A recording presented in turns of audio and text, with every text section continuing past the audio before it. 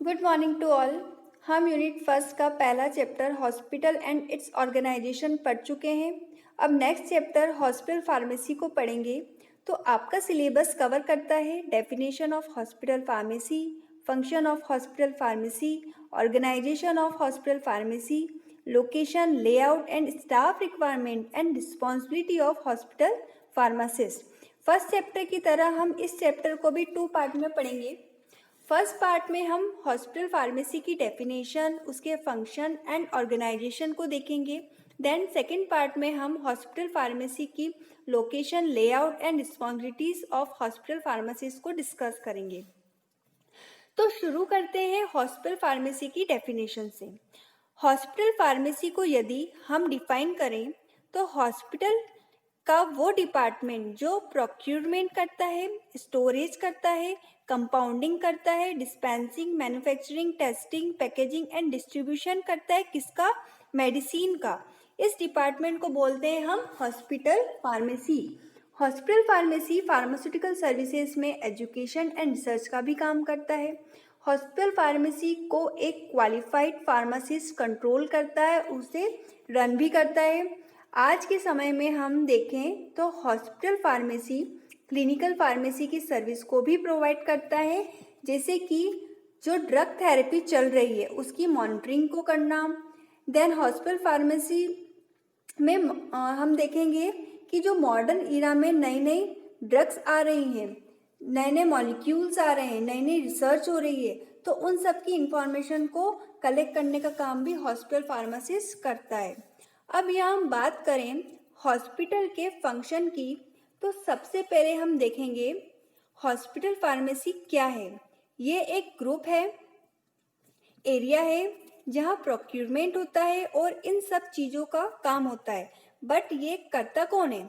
एक फार्मासिस्ट। तो फार्मासिस्ट एक लिंक का काम भी करता है, किसके बीच में? हेल्थ प्रोफेशनल्स और पब्लिक के बीच में।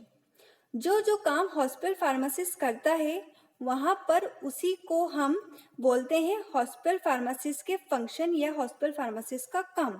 जैसे कि अब यदि हम बात करें हॉस्पिटल फार्मेसी क्या है, ग्रुप है, सिस्टम है, डिपार्टमेंट है। तो डिपार्टमेंट तो कुछ खरीदने नहीं जाएगा, तो वहाँ पर जो फार्मासिस्ट रहेगा उसकी एक्टिविटी ही हॉस्पिटल फार्मेसी की एक्टिविटी काउंट की जाएगी। इसी तरह हॉस्पिटल फार्मासिस्ट क्या करेगा, यहीं पर हम बोलेंगे specification for the purchase of drug. जो ड्रग परचेज करना है उसका स्पेसिफिकेशन करना, केमिकल्स का स्पेसिफिकेशन, बायोलॉजिकल्स का स्पेसिफिकेशन, या जो भी हॉस्पिटल को लगता है उन सब चीज़ों का स्पेसिफिकेशन कौन करेगा? एक हॉस्पिटल फार्मासिस्ट करेगा। Proper storing of drug, proper storing कौन करेगा? एक फार्मासिस्ट करेगा। आपने कभी किसी हॉस्पिटल में देखा है कोई भी डॉक्टर को कि वो दवाइयों को कलेक्ट कर रहा हो, उसे डिस्पेंस कर रहा है, इसे स्टोर कर रहा है? नहीं ना। तो वो कौन करेगा? एक हॉस्पिटल फार्मासिस्ट करेगा। नेक्स्ट है manufacturing and distribution of medicaments. यहाँ पर हम बात कर रहे हैं मैन्युफैक्चरिंग की। तो बहुत से ऐसे हॉस्पिटल होते हैं जहाँ फार्मेसी मैन्युफैक्चरिंग यूनिट होती है। तो मैन्युफैक्चरिंग क्या क्या करेगी हॉस्पिटल फार्मेसी? मेडिकामेंट्स की मैन्युफैक्चरिंग करेगी, ट्रांसफ्यूजन फ्लूइड्स जितने भी होते हैं, जैसे आपके आ गए आईवी फ्लूइड्स, उनकी मैन्युफैक्चरिंग करेगी, पेरेंटल प्रोडक्ट्स जितने भी होते हैं उनकी मैन्युफैक्चरिंग करेगी, टैबलेट की, कैप्सूल की, ऑइंटमेंट्स की, सबकी मैन्युफैक्चरिंग ये हॉस्पिटल फार्मेसी करेगी। नेक्स्ट है डिस्पेंसिंग एंड स्टेरिलाइजिंग पेरेंटल प्रिपरेशन।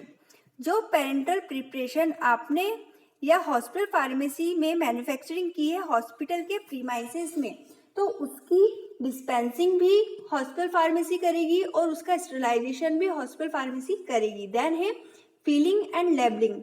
जो भी ड्रग कंटेनर है उसको मेडिकामेंट से फिल करना और उसको लेबल करने का काम भी हॉस्पिटल फार्मेसी करेगी।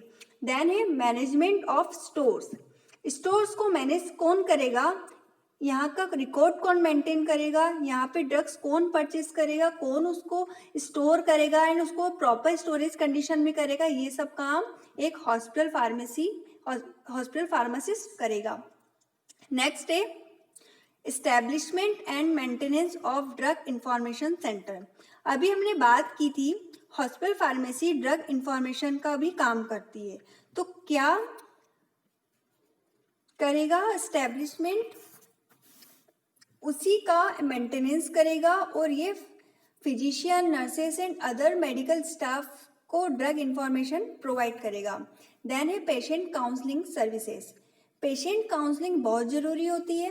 पेशेंट को बताना पड़ता है कि कौन सी मेडिसिन कब खानी है, कैसे खानी है, ये कौन कौन करेगा, ये हॉस्पिटल फार्मासिस्ट करेगा और उसके साथ में फिजिशियन भी करेगा।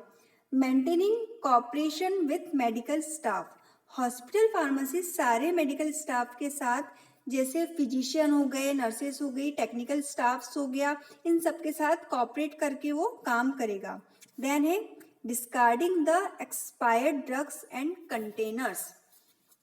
जो ड्रग्स एंड कंटेनर्स एक्सपायर हो चुके हैं उन्हें टाइम टाइम पर चेक करके वो डिस्कार्ड कर देगा। एंड जिन कंटेनर्स का लेबल मिस हो गया है या ख़राब हो गया है उसे वो या तो चेंज कर देगा या फिर उसे भी वो डिस्कार्ड कर देगा। देन है providing drug monitoring services. Drug monitoring services को प्रोवाइड करता है।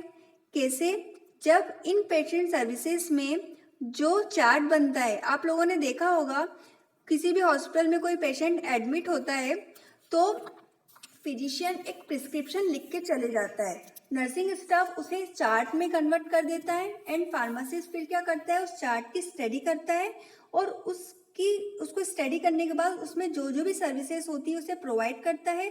उनकी जितनी भी मेडिसिन होती है प्रिस्क्राइब्ड वाली उन्हें वो देता है, देन उसकी मॉनिटरिंग करता है।